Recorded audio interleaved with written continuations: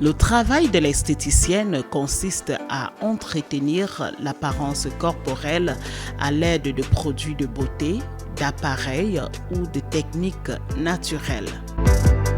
Cette définition sommaire caractérise d'emblée les compétences de l'univers esthétique dans le domaine du superficiel. Une réduction de son identité qui l'oblige à mettre en œuvre tous les moyens possibles pour trouver et prouver une profondeur et une légitimité que sa fonction tend à repousser. Passionnée de beauté et d'esthétique, la jeune Carmel Moundé s'est lancée pour révolutionner le secteur de la mode et de l'esthétique au Cameroun.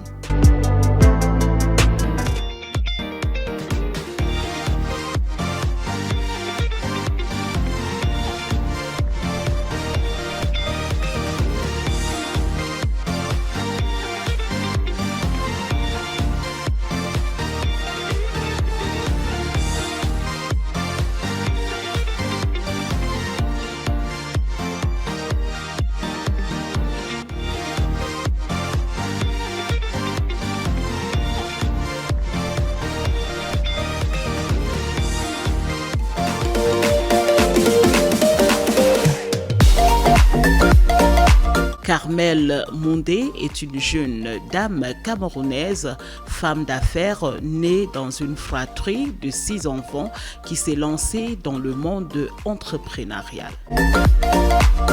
Après ses études, vu le manque d'emploi, elle s'est lancée dans son propre compte grâce à cet institut de beauté mixte pouvant accueillir hommes et femmes. Déjà, j'ai un diplôme. J'ai une licence en management des opérations du commerce international. Mais après, je me suis rendu compte que ce n'est pas dans ça que je voulais exercer. Du coup, voilà, je me suis lancée dans l'esthétique parce que j'aime la beauté et j'ai voulu en savoir plus par rapport à ça. Douceur by Carmi, tel est le nom de son entreprise qui a des prix à la portée de tout le monde car il est doté d'un cadre agréable et propre. Les services que j'offre ont trait à la beauté. Je ne saurais les citer car ils sont nombreux. Je me plais juste à dire qu'ils sont accessibles à tout le monde. Comme dans toute activité entrepreneuriale, Douceur by Carmi vit des hauts et des bas, mais l'objectif est de rester fort. La principale difficulté que rencontre Douceur est de convaincre les nouveaux clients potentiels qui sont déjà abonnés ailleurs et qui hésitent à quitter leurs anciens instituts ou leurs instituts pour venir vers nous. On y travaille. Carmel Moundé pense que dans le monde entrepreneurial, le plus important, c'est de commencer avec le peu d'argent qu'on a que d'attendre avoir des millions. Je me dis en fait que nous pouvons nous lancer avec le minimum. Il suffit juste de croire en son projet et d'être sérieux et commencer crescendo, c'est-à-dire un peu au fur et à mesure, voilà, et d'avancer. Elle trouve satisfaction dans ce métier car pour elle, c'est un métier noble et invite les jeunes à suivre ses pas. Si on a besoin de prendre soin de soi au quotidien, c'est que forcément ce besoin est essentiel. Et ça veut dire alors que ceux qui font dans ce domaine, voilà, trouvent leur satisfaction. Donc oui, elle est rentable, l'activité. Sa particularité, c'est professionnalisme et l'accueil qu'elle offre à sa clientèle.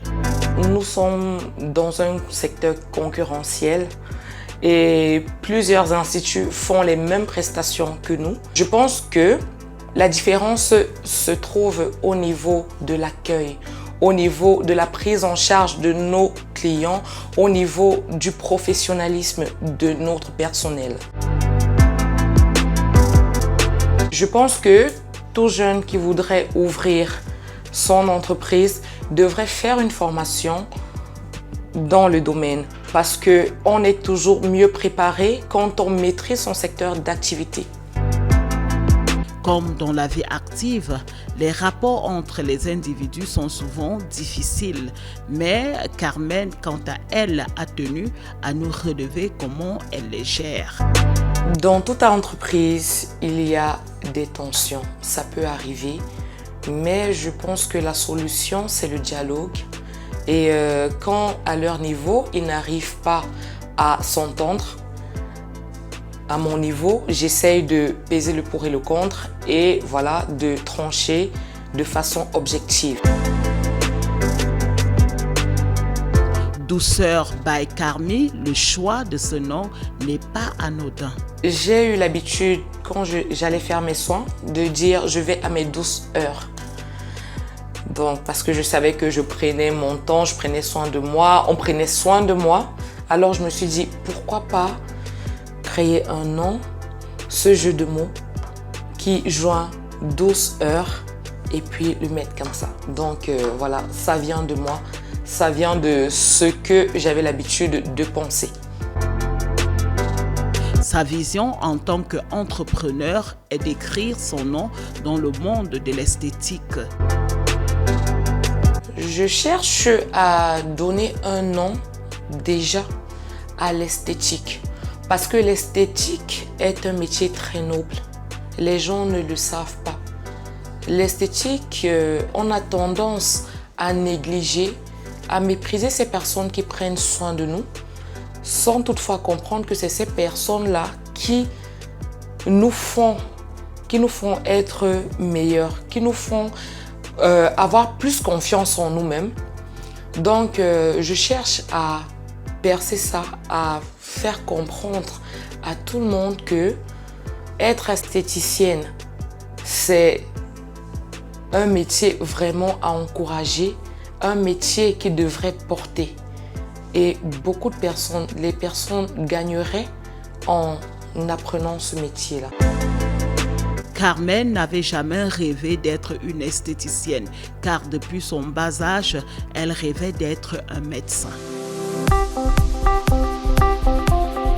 Plus jeune, je me voyais être médecin, mais après, voilà, les longues années d'études, ça m'a assez découragée. Du coup, je me suis convertie à la médecine de la beauté. Donc, je pense que je suis toujours dans la catégorie de médecin.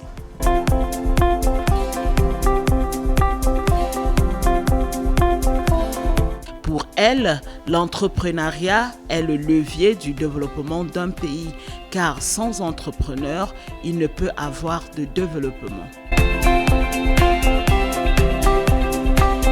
Je dirais même que l'entrepreneuriat est crucial pour le développement d'un pays, je vais dire africain. Parce que nous sommes un continent qui regorge de plusieurs ressources. Mais paradoxalement, en fait, nous restons les plus pauvres. L'Afrique jeune n'est pas conscient de ses talents. Et je pense que c'est au niveau du mindset. Il faudrait qu'on change notre mindset et qu'on comprenne qu'on devrait être des créateurs de projets au lieu d'être des demandeurs d'emploi.